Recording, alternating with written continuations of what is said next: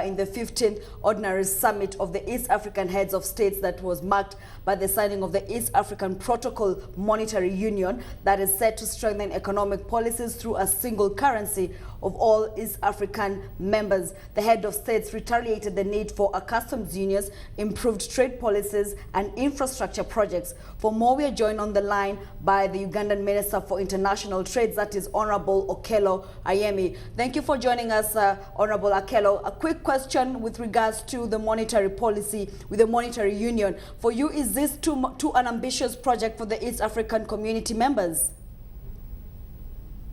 I don't think it is an ambitious project, over-ambitious. I think we have been here before.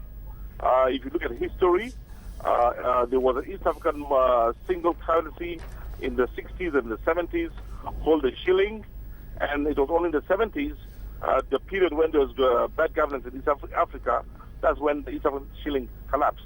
So it's not over-ambitious. We have been there before. And what makes you think that it will work this time round? We've been there before. It collapsed, as you mentioned, due to bad governance. What will make it work this time round? I think you should look around at the quality of the leaders in the region.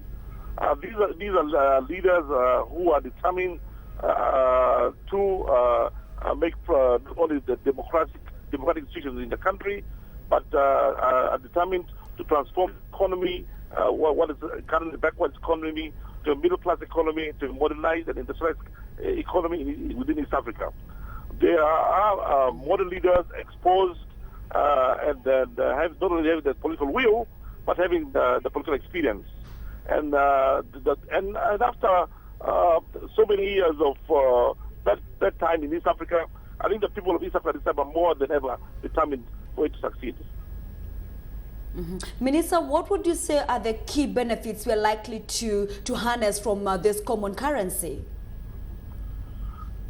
You see, the benefit of the common currency at the moment is that we have 5 different currencies in the region. And each time you cross the border, you have to keep changing the currencies, causing delay, causing loss in exchange rates, and causing other inefficiencies. If I have to cross into Kenya, that means I have to change from Uganda shillings to the Kenyan shillings in order to be able to pay my hotel bills, in order to trade. If I have to move on to Tanzania, I have to also change again my Kenyan shillings into Tanzanian shillings, causing some delay, inefficiency, and cost. Now, if we have one single currency across the board, you just move in any of the 5 countries without the need for this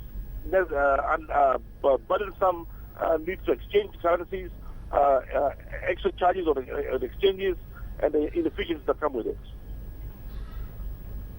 Of course, Minister, as you mentioned, the benefits there, I'm sure there also lies some challenges. Of course, taking a cue from other regions that have a single currency, such as the Eurozone, whereby they have the euro. What are some of those challenges that you will see that is likely to face the East African community integration in terms of the monetary union?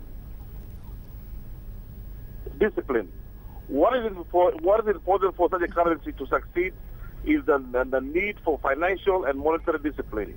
To have a single monetary policy, to have a single policy in managing inflation, the quantity and quality of the money in the economy, and the legal institutions and enforcement procedures that come with it. It's very important that all the 5 countries stick strictly by the policy, by the rules of the game in order for it to succeed. But looking at it from the perspective of the individual countries in the East African region, do we have some countries that are not yet at par when you look at the financial strength? If you look at Kenya's financial markets, I'm sure it's not at par, say, with Burundi. How then do you pull them up to a point where you're all at par? Things are changing, my dear. Things are changing. Within the next 3 to 4, 5 years, Uganda is going to be an oil-producing country. Kenya is going to be an oil-producing country. And Rwanda is going to be, Tanzania is going to be one of the biggest gas-producing countries in the region. Rwanda, in addition, will also be an oil-producing country. Now, so the question would be, how do we then manage such enormous quantity of money that is in our hands in order to be able to manage and be within the framework and the policy to allow the single currency to work. The question of the financial might will not be there because we will all be financially capable and also be financial might in the region. Mm-hmm. You've asked a question that I would actually want you to answer. How do we manage that money that you're going to see from the region? That is the thing. That is why we want to have a common, not only a common monetary policy, we have a common customs union, and we want to have a common, we have also the political federation. All these combined will be able to enable us to have a policy, a vision, structure, institutions that are common in the region to be able to fulfill our vision on a common monetary policy that is successful. Mm-hmm. In your opinion, now that we are aspiring to have a single currency, what would that do, especially for investors who are looking to probably put in some funds into the East African region? Does that make it easier for them to penetrate the region? I think it makes it easier for them. The climate and environment in East Africa now, as it is good enough for investors to come and invest in East Africa. The opportunities are there. I think the emerging or the coming into place of the monetary union is a bonus that will make trading in the region very efficient, trading in the region very profitable, and trading in the region, you not have only a market. For example, the market in Uganda of 32 million people, but you have a market in the entire region of 350 million people.